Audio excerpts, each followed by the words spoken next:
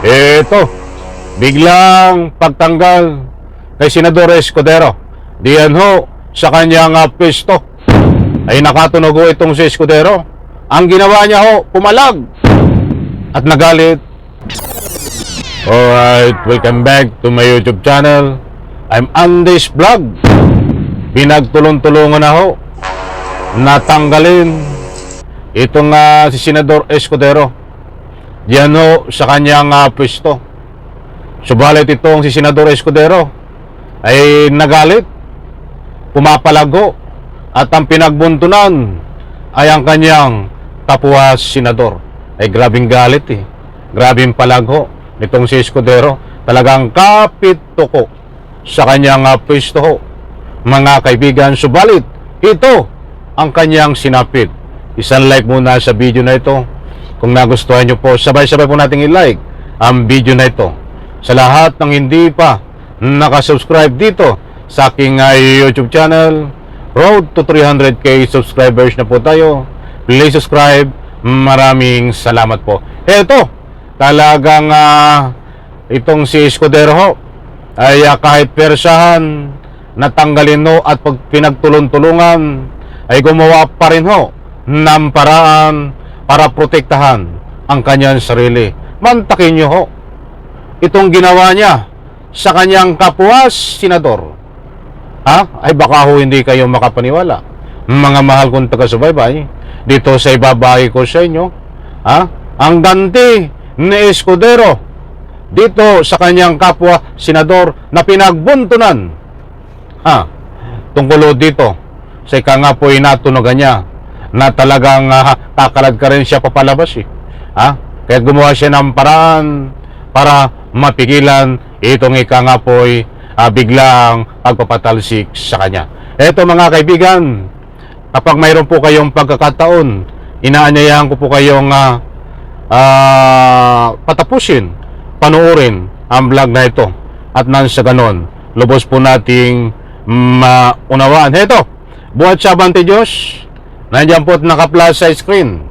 Eto at babasahin ko. Nandiyan po maliwanag. Nandiyan din po ang larawan ni Senador Coco Pimentel. Eto ho, pinagbawalan ni Senate President Francis Chis Escudero. Aba, ano ang pinagbawal nito? Talagang matindi ang mga senador judge na magsalita sa issue ng impeachment kay Vice President Sara Duterte. Ayon kay Senador Minority Aquilino Coco Pimentel. Ito yung nung ika ngay nasa pa lang, bago pa lang na-impeach sa Kongreso itong si Sara Duterte, Sara Mapusit, ay ganito na rin po ang sinasabi nitong si Escudero na bawal magsalita ang mga senador judge, at siyempre kasama siya. Siya naman ang putak ng putak mga kaibigan. Bibigyan po natin ng complete details ito, ng complete commentary kapag mayroon po tayong oras pa. Gusto ko lang pong patapusin na ibahagi sa inyo itong mga galawan nitong si Escudero na binusalan Ngala mo busalan ng kapwa senador? Nilagay ng tip sa bibig para hindi makapagsalita, nagalit ito, si SP nakiusap ng pag-order ng mga senador, wag na kayong masyadong madaldal sa substance. Sana hindi siya nagsasabi ng ano pang posibleng gawin ng mga senador judge kapag nakita nilang i-entertain pa lang ang motion ng ganito. The neutrality of an impartial judge ay nababiolate na doon, sabi nitong si Aquilino Coco Pimentel. Tama mga kaibigan, dapat maging set an example ka muna, ikaw Escudero. Ay ikaw ang masyadong madaldal alam niyo, ito mayroong hidden agenda dito kaya ginagawa niya yon. Ito pa mga kaibigan, ibabagi ko po ito sa inyo. Buhat din sa Abante News, mga mahal kong taga-subaybay. Ipa-plus ko diyan sa screen, at ito ang sinasabi. Pinagbawalan ni Senate President Francis Chis Escudero ang mga senador judge na magsalita sa issue ng impeachment kay Vice President Sara Duterte. Ayon kay Senate Minority Leader Aquilino Coco Pimentel. Chis, binusalan mga senador sa impeachment. Ay maliwanag ho. Yan o.